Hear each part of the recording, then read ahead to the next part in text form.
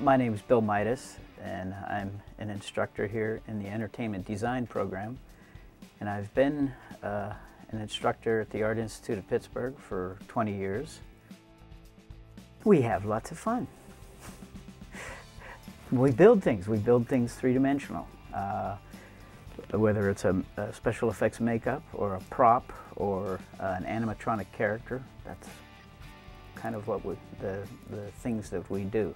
We create artifacts that are used in the movie industry, that are used in stage productions, Disney productions, and also environments, artificial environments. The process is long and drawn out because it takes a lot of effort to put together a physical, moving piece of life, basically, to make something come to life like that. And it starts like basically any project. Number one, it starts with a script, okay? The script dictates what it is that you have to fabricate. Whether it's a special effects makeup, such as something like this, you have to transform an actor into a character, or if you have to build a character to fabricate it from scratch, okay, to create it. And then that process is already described in the script. And the design process is simply rough concept sketches, ideas, putting them down on paper to communicate to the artist or to the director or the artistic director or her producers, whoever's going to fit the bill, and make the decisions as to what this character is going to finally look like. The quickest way to go about to communicate those ideas is to just come up with concept development, little sketches, tiny sketches, show them to you and say, okay, are you thinking like this, or does this look okay? And then you develop a communication in that realm. So then as you get your sketches approved, you refine them, define them a little bit more, and then finally when you're ready, you go into a maquette, three-dimensional little a replication of what it is that it's going to look like. Okay, once you have developed that, you move to the next step, which is the sculpture itself.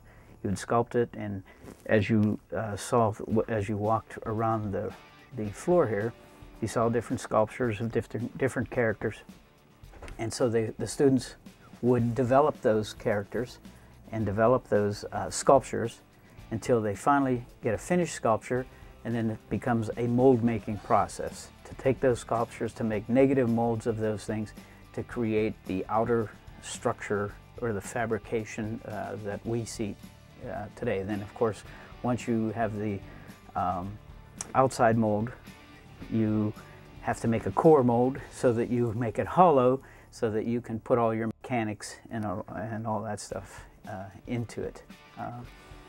So you have the negative mold that you would cast foam latex in, or a silicone, whatever the case may be, and you build a fiberglass undershell, which you would then have your mechanics put into that fiberglass shell.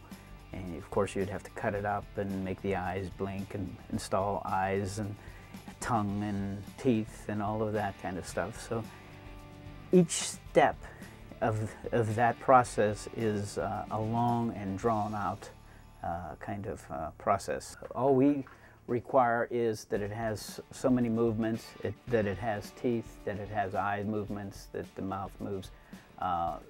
You have to have hair, so there's those types of requirements.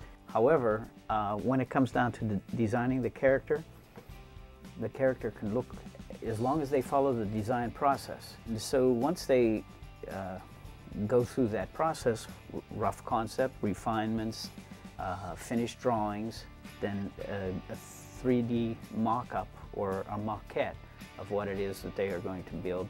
Then they have to do the sculpture, then all the mold making, and then the fabrication at that end. Servos are basically little motors that you would put into a remote control car, okay? And all it is a remote control cable operation, a remote control operation that sends a signal to the motor, and the motor moves A servo will move just back and forth like this.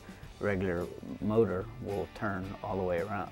Okay, so it's a perfect vehicle for eye movements, you know, for back and forth eye movements this way and also this way, for blinking mechanisms, and for opening and closing mouths and tilting heads and moving heads this way and that way, and tweaking little snarls here and there, you know. So just come visit us and see what we do.